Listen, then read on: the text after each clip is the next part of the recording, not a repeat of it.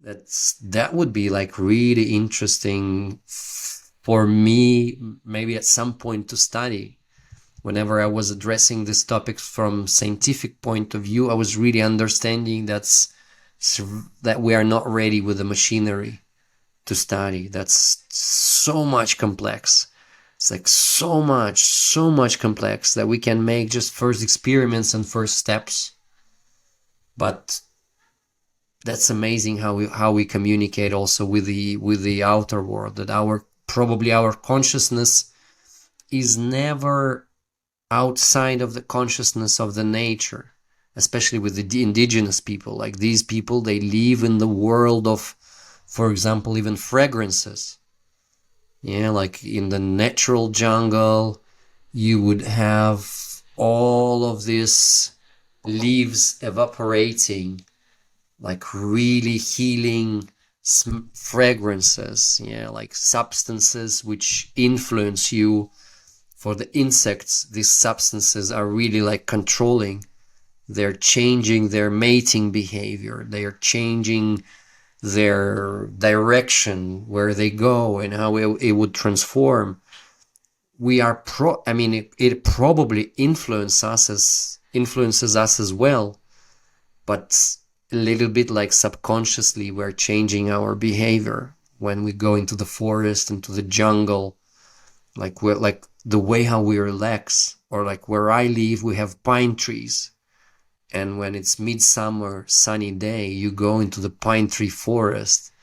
It's just like a healing experience with all of the smells and fragrances. Yeah, and that's for sure. I mean, you could subjectively feel that it's changing your consciousness.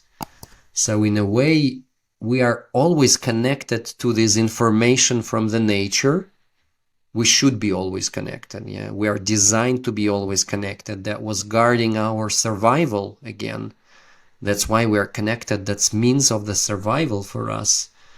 The only thing we are doing now, that we are now many generations of the people who live in the cities, and a lot of kids, they only know plants from the pictures, yeah, or like from the small gardens somewhere. So we are like a little bit disconnected from the nature consciously, but maybe on the subconscious level, even this disconnection is even higher. Like we don't feel the natural fragrances of the plants from our area, but we have all of these fumes of plastic and plastic again, and combustion, other stuff. So no surprise we're going crazy in a way, yeah, when we live in the cities, yeah. And then again, when we just go out in the healing environment of the nature, we're becoming connected to this. I mean, I'm all up to this Gaia theory. Like there is this global planetary consciousness as a layer of information.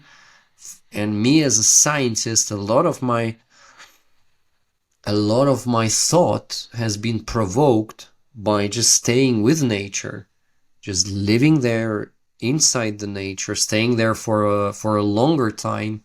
Even if you know, there is this tradition of the vision quest, which is attributed to the like really ancient tradition of the, how do you call it, rite of passage.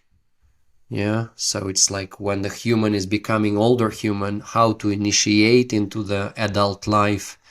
Different tribes would get different ceremonies, but they were all about putting a young human into the wild nature and making him connect with the wild nature through the prayer, through the silence, whatever it was.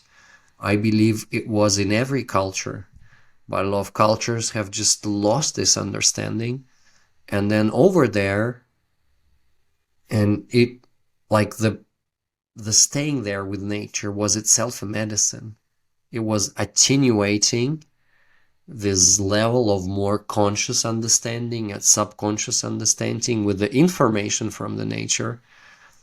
And a human being would get a vision. That's why it's called a vision quest, would get a vision for a life, for what he should do. So, but it's a vision. What is a vision?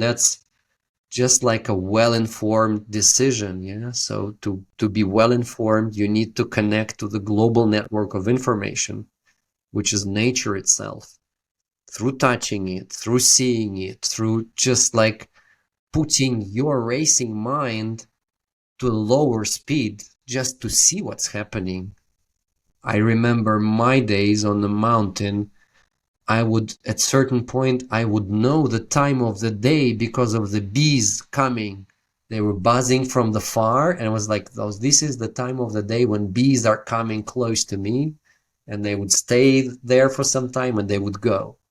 And this was my experience of time, not like something on my hand spinning all the time with a second after second, but it's like the flowing of the bees at their own speed. And this was my experience of time. Or I would wake up in the night and would see the moon moving on the sky, and this was my experience of time during the night. So it's a little bit like much the consciousness of the planet or of different planets, planetary natural subcommunities like forests, microbes. It definitely is there, and we definitely have all of the receptors, all of the capacities of really joining this, of experiencing this. But we need to be like a bit better prepared for that. We need to learn to observe it. We need to learn to feel it. And whenever we learn how to do it, whenever we dedicate time, whenever we have good teachers for that, we will see more and more from there. We will experience more of this connection. And then I think part of our health is just insanity of being lonely and disconnected. But whenever, and then it's so much inside the indigenous cultures, the philosophy of indigenous culture, that it has never, that you are never alone, that you are part of the nature, that you're so much interwoven with every process of the nature, with changes of the seasons, with changes of the day, with all of the plants, with all of the insects, with all of the animals. And by return, like for us Western people, whenever we return to this attitude to nature, it's a healing experience, first of all, and it's transforming our way of thinking, experiencing, feeling. And I think that's how we are getting connected, like globally, consciously and subconsciously, to this Gaia experience. If we want to call it aliens, be it aliens, but I think that's just like more globally being more connected to life itself, because our planet is rich, is a treasure of a planet, is life and is diversity, and we can definitely experience it. Sometimes just like this power plants can give us a push into that, but ultimately it's just our attention where we put it. If we put it into seeing more and more of this connection with the nature, it will just like flow naturally into our thoughts and consciousness, up to the moment where definitely, as well as true indigenous people, they have no kind of limit where their consciousness end and the consciousness of the nature start. It's just like one design, one pattern, one beauty for them in the everyday, in the daily life.